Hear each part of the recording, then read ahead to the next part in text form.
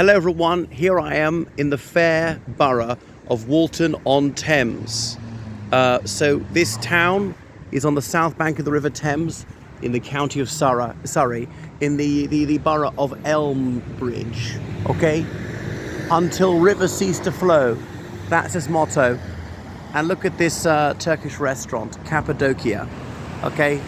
1884, look at the building, fine red brick, a lot of them around there. So we're in a very upper middle class part of the United Kingdom, very prosperous. Look at all the dumped Christmas trees, it being the 13th of January.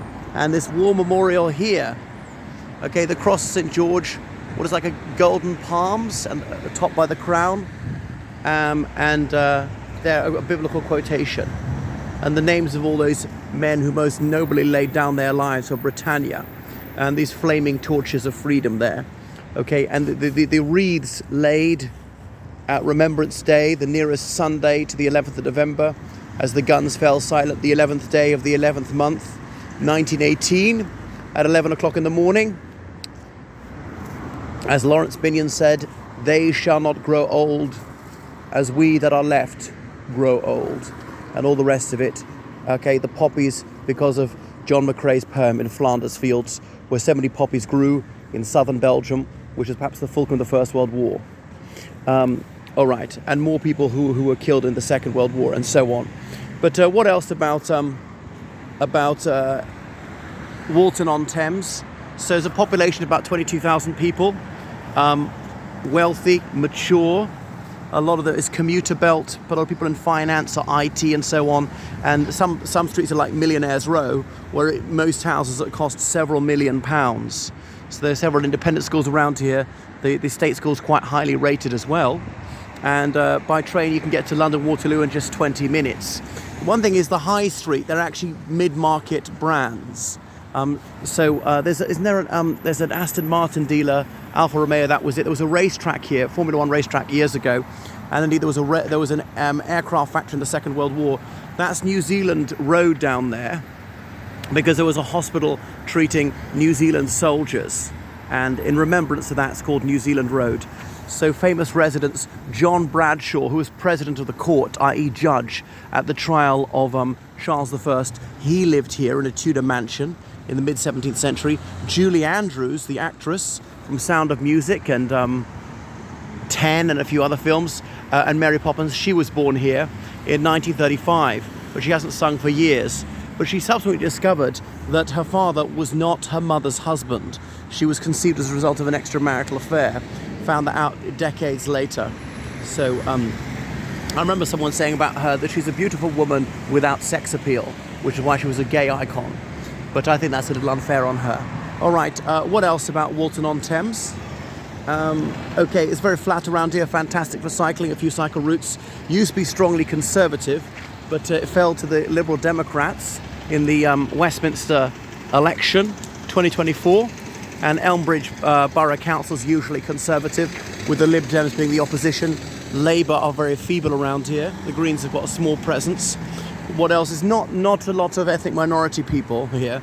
You know, the United Kingdom is sort of 80% white. This might be slightly higher than that, which is perhaps unusual for somewhere in southeast England, just outside the bounds of London. But we're within the M25, as M stands for motorway, as in the ring road that surrounds London. What else about it? Okay, so there are rowing clubs nearby, so plenty of amenities for sports. Anyone else? Oh, Natasha McElhone, the actress. She was born here in 1971. Anybody else that we might have heard of? Yeah, I think not. Okay, so the Thames is that way. And so some 20th century buildings on the bland side, nothing horrid. It's sort of a little bit out of the centre, but it doesn't really have a focal point, Walton on Thames. We're going away from the railway station. The railway station is perhaps 2 miles south of the Thames. Right, and then we're not too far from Heathrow either. So, I mean, it's very good for traffic, very good flow like that. Nice, wide lanes. There's a Sainsbury's. Well, what more could you want? Carluccio's restaurant, which is part of an Italian chain of restaurants. Okay, Oh Dreams for all your bed needs. And yeah, so that's it. So very expensive, high average house prices. Most of them are owner-occupiers. This is a very upper middle class part of the United Kingdom. Surrey being one of its most affluent counties, one of the home counties. The home counties are those which are immediately adjacent to London, as in Hertfordshire to the north, Essex to the north-east, Kent to the southeast, and then Surrey to the southwest, Buckinghamshire to the northwest. Berkshire doesn't quite abut onto London. From Berkshire to get to London, one has to travel through a few miles of either Surrey or Buckinghamshire. I remember I didn't even realise that till quite recently. I thought it was actually immediately adjacent to London, but it's not. So those are the home counties, the 5 of them.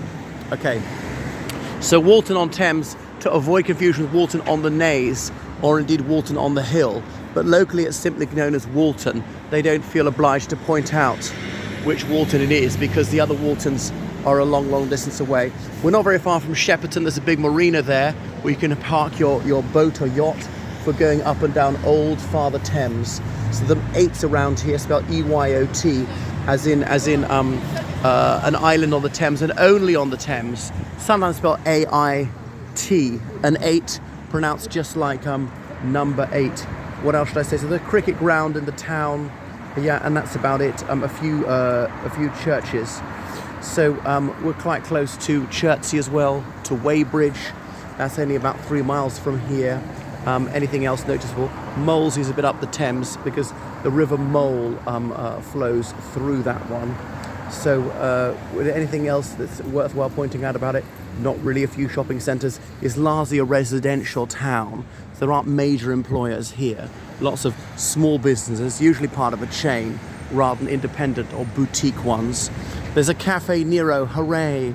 I wonder it's part of the Gales rule, because the Liberal Democrats, their stratagem was to unseat Tories in constituencies which had a branch of Gales. Gales is sort of like breakfast cafe thing. I mean, they do meals through most of the day. They don't do evening meals. I'm not sure there's a Gales here or not, but it's quite tasty tucker, reasonable quality. I mean, on the pricey side.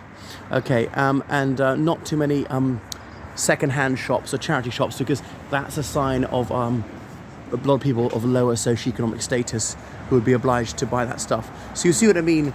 It's although it's an affluent town, it doesn't have that many expensive brands right here. When they want to go for smarter shopping, they go out of town. So perhaps you're getting a taste of it. Is it a bit too identikit? This could be any high street in Ireland or Great Britain. What do you think? Well, that is your whistle-stop tour of Walton on Thames.